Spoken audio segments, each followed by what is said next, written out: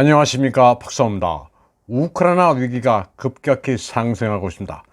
민스크 협정은 속임수였다는 메르켈의 폭로에다 우크라이나 전선의 적대 행위가 고조되면서 대화의 분위기는 거의 사라졌습니다. 러시아도 단단히 벼르고 있습니다. 드미트리 메드베제프 전 러시아 대통령은 텔레그램을 통해 아주 강경한 자세를 밝혔습니다. 그는 러시아가 연방에 편입하기로 결정한 우크라이나 4개 주부터 태평양 연안의 블라디보스톡에 이르는 광범위한 지역에 적들이 도사리고 있다고 말했습니다. 또 적들은 역사적으로 러시아 영토였던 말로러시아의 키예프에만 있는 게 아니라고 말했습니다. 현대 나치의 충성을 맹세한 적들은 유럽, 북미, 일본, 호주, 뉴질랜드에도 도사리고 있다고 했습니다.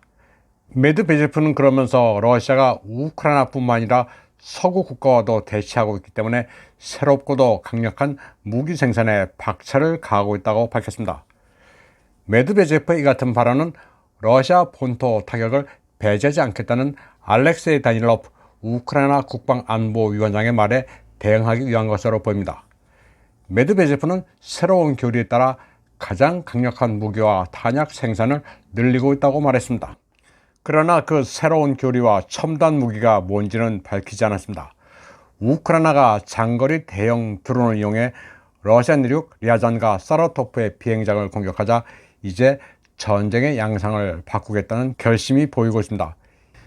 이에 앞서 10월 마리아 자하로바 러시아 외교부 대리인은 키예프에 대한 워싱턴의 장거리 무기 제공은 레드라인을 넘는 것이며 미국이 교전 당사자가 되는 것이라고 밝힌 바 있습니다.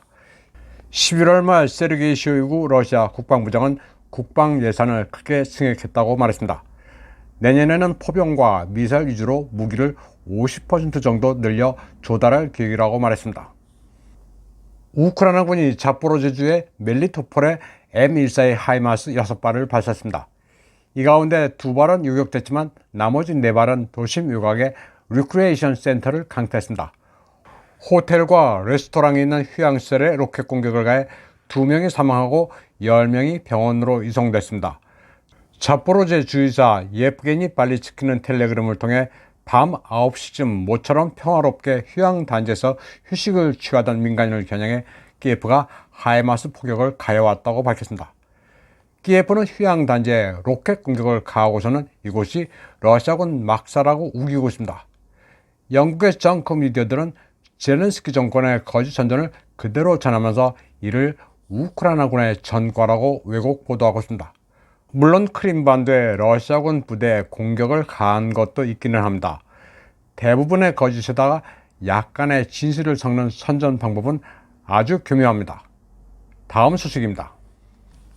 러시아 당국이 특수 군사작전의 효율을 높이고 장병들의 사기 고양을 위해 적 장비를 파괴하는 데 대한 물질적 포상을 아낌없이 제공하고 있습니다.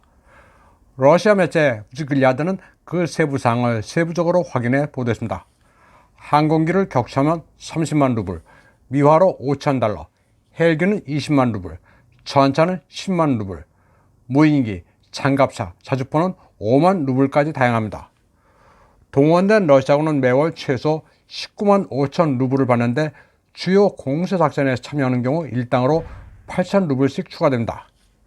지금까지 계산해보면 러시아 국방부는 인센티브로 모두 15억 루블을 소요한 것으로 추정됩니다.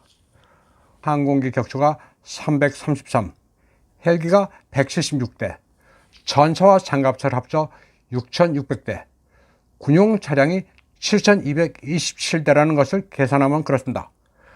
러시아 군사 전문가 알렉세이 레온코프는 러시아의 재정 상태가 빠듯하긴 하지만 적 장비 파괴에 따른 인센티브는 나치 독일과 맞서 싸운 대조국 전쟁 당시에도 제공된 만큼 지금도 지급하는 게 맞다고 설명했습니다.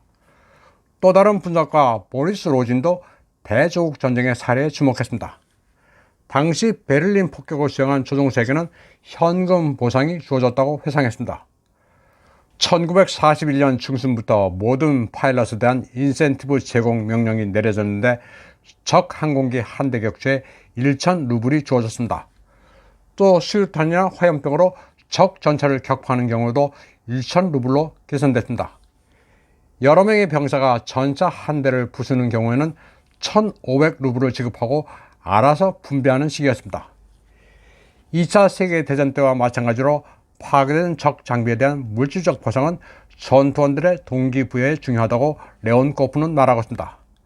앞서 적 전차 한 대당 10만 루블이 제공된다고 했는데 아군 전차 승무원이 가령 3명이면 10만 루블을 공평하게 나누게 됩니다. 러시아 군사 아카데미의 알렉산드르 바르토시는 물론 군인들이 금전적 보상을 위해서가 아니라 조국을 지키기 위해서 싸우지만 목숨을 거는 만큼 보상은 넉넉해야 한다고 말하고 있습니다. 그런데 그 적정 수준은 적군 장비 가격의 10분의 1 이상은 돼야 한다고 바르토시는 말합니다. 그는 대조국 전쟁 기간 동안 조종사와 대공포 사수도 인센티브를 받았지만 그때는 국가 재정이 어려워 많지 않았다고 회고했습니다. 우크라이나 공군의 미그-29, 수호이-25가 한 대당 수천만 루블인 만큼 30만 루블의 포상금은 아까워할 게 아니라고도 했습니다. 또 여러 사람이나 그룹에 의해 적 장비가 파괴될 경우 보상금은 균등하게 나눠줘야 한다고 군사 전문가들은 말하고 있습니다. 가령 2차 대전 당시 적 전투기의 격추는 보병이 확인했는데 지금은 병사들마다 비디오 모니터링 장비가 있어 별 어려움은 없을 것으로 판단한다고 군사 전문가들은 이야기합니다. 분쟁 중이지만 러시아 모스크바 붉은 광장은 이미 크리스마스 분위기입니다. 눈이 흩날리고 있는 가운데 많은 사람들이 나와 거리의 장식물과 조명을 즐기고 있습니다. 아주 평온한 분위기입니다. 경제 위기라든가 민심 동요 같은 것들은 전혀 느껴지지 않습니다. 이런데도 푸틴이 곧 실각한다, 러시아 연방이 해체된다는 등의 말을 늘어놓는 황당한 사람들이 제법 있습니다. 그들의 얘기대로라면 벌써 여러 번 망했어야 맞습니다. 모스크바 시민들은 다들 소소한 행복을 누리고 있습니다. 얼어 죽기 일보 직전인 유럽과는 딴판입니다. 유럽은 크리스마스가 다가오고 있지만 살림살이가 너무나도 어렵습니다. 독일 빌트지의 보도에 따르면 독일인 4명 가운데 1명은 올해 크리스마스 선물을 사지 않을 작정입니다. 이 매체는 Institute for New Social Answer의 조사를 인용해 이같이 전했습니다.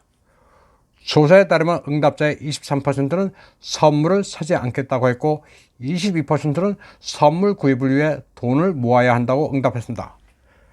빌트는 독일의 크리스마스 선물 가격이 2021년에 비해 56%나 올랐다고 전했습니다. 연방통계청에 따르면 독일의 인플레이션은 10월에 10.4%로 사상 최고치를 기록했습니다. 11월 데이터는 아직 나오지 않았지만 역시 10% 이상일 것으로 예측됐습니다. 이제 독일은 거짓골입니다. 유럽과 나토는 망하는 쪽입니다. 여기에 줄을 설 하등의 이유가 없습니다. 이런 현실을 도외시하면 바보가 되는 겁니다. 한편 벨라루시의 루카셴코 대통령은 민스크 협상이 시간 벌기용 속임수였다는 데 대해 분노를 표했습니다. 그러면서 2020년 자신에 대한 쿠데타가 성공했다면 2021년에서 2022년 사이에 벌써 전쟁이 터졌을 것이라고 밝혔습니다. 그는 러시아 24 채널과의 인터뷰에서 이 같은 사실을 말하면서 이미 푸틴 대통령에게도 그 내용을 전달했다고 말했습니다. 루카셴코 대통령은 자신이 2020년 소위 민중분기로 실각했다면 스몰렌스크 국경 부근에서 아마도 러시아와 돈바스에 대한 전쟁이 시작됐을 것이라고 말했습니다. 2020년 루카셴코가 선거에서 승리하자 친서방 성향의 야권은 대규모 시위를 일으킨 바 있습니다. 사실 그들은 장기 독재 타도와 민주화를 외치기는 했지만 러시아 포위망을 만들기 위한 색깔혁명을 기도한 것이었습니다. 이번 방송은 여기까지 하겠습니다. 시청해주신 여러분 감사합니다.